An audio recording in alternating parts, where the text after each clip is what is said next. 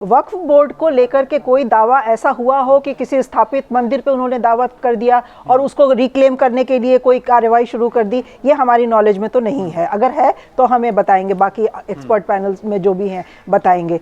वक्फ board ने अगर कहीं पे कोई जमीन है उनकी, उस पे अपना दावा किया हुआ है तो ये सरकार के गजट के मतलब अधीन आता है। आप जाइए गजट में चेक करिए वो है कि नहीं है गजट, क्योंकि वक्फ बोर्ड का जहां मुझे जानकारी है गजट नोटिफिकेशन होता है। अगर वो कोई जमीन वक्फ बोर्ड की है तो उसका गजट नोटिफिकेशन होता है, तो आप चेक कर सकते हैं कि वो है या नहीं है। जो बयान की बात हुई है, तो अगर किसी ने ऐसा बेतुका बिल्कुल हास्यास्पद बयान दिया है तो ये तो मतलब सरकार को इमीडिएटली उस आदमी के खिलाफ क्रिमिनल एक्टिविटी करने के लिए उसको जुर्म के तहत गिरफ्तार करना चाहिए था। क्यों नहीं अरेस्ट किया? योगी आदित्यनाथ ने डेंटिंग पेंटिंग के बजाय ये क्रिएटिंग एनिमोसिटी बिटवीन कम्युनिटीज के उसमें आएगा, परिधि में आएगा, तो आईपीसी या भारत न्याय संहिता में जो भी प्रोविजन हो उसके अगेंस्ट उस आदमी के खिलाफ क्यों नहीं एक्शन लिया गया? क्योंकि ये तो वाकई में कुंभ कोई आज से नहीं हो रहा है और किसी एक कम्युनिटी का आयोजन नहीं होता है। ये पता नहीं सनातन काल से चला आ रहा है और हम सब जानते हैं कि कुंभ एक ऐसा आयोजन है जिसमें कि सिर्फ कोई एक देश या कोई एक समुदाय नहीं शामिल होता है, मतलब हजारों लाखों की रोज संख्या में लोग रोज पहुंचते हैं और एक आस्था का विषय है ये। तो अगर उसमें कोई आदमी माहौल खराब करने की कोशिश कर रहा है तो उस आदमी को तो इमीडिएटली जेल में होना चाहिए था। उससे कम छोटे छोटे चार्जेस पे लोगों को जेल भेज दिया जाता है, तो उस इंसान को क्यों नहीं योगी सरकार ने अभी तक उसके खिलाफ केस करके जेल भेजा है? मेरा सबसे पहला सवाल ये है।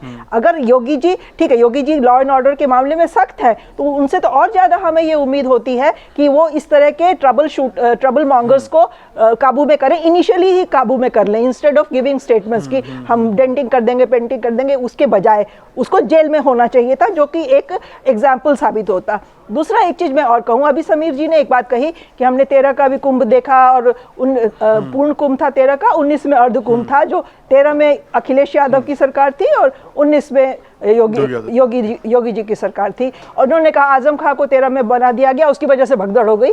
मैं इसमें रिकॉर्ड स्ट्रेट कर दूं, मैंने वो दोनों कुंभ कवर किया है, बहुत डिटेल में कवर किया है।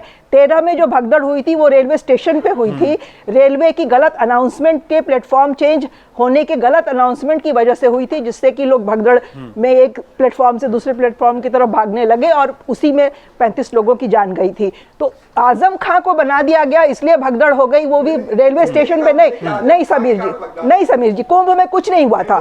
नहीं समीर जी, कुंभ में कोई बनाया था, ये थोड़ी कहा कि उसके कारण भगदड़ हुई है। वो आपने सब एक ही लॉ में सारी बातें कही थी, तो वो सारा जुड़ जाता है। और ये बात भी उस समय पूर्णिमा जी चली थी कि हिंदुओं की भावनाओं के साथ खिलवाड़ करने के लिए आजम खान जी को बनाया गया था, क्योंकि अर्बन डेवलपमेंट मिनिस्टर थे बाय डिफॉल्ट, वो उस आयोजन के इंचार्ज थे, उस कमेटी के अध्यक्ष थे, by being the PWD minister in UP. तो कुंभ जो भी भगदड़ हुई थी वो रेलवे स्टेशन पे हुई थी, अनाउंसमेंट की वजह से हुई थी।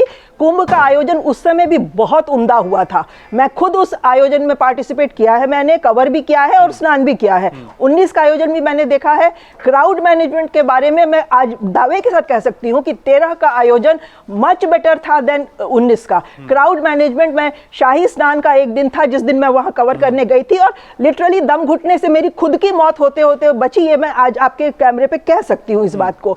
तो जहां लाखों करोड़ों लोग जाते हैं, देखिए थोड़ी बहुत अफरा तफरी हो जाना बहुत आम बात होती है, उसके लिए किसी एक को आप कुंभ के पीछे राजनीति ना करें। कुंभ एक बहुत भव्य, बहुत सुंदर, बहुत बढ़िया आयोजन होता है जिसमें लोग बहुत श्रद्धा से जाते हैं और उसको लेके किसी को भी राजनीति करने की इजाजत नहीं होनी चाहिए।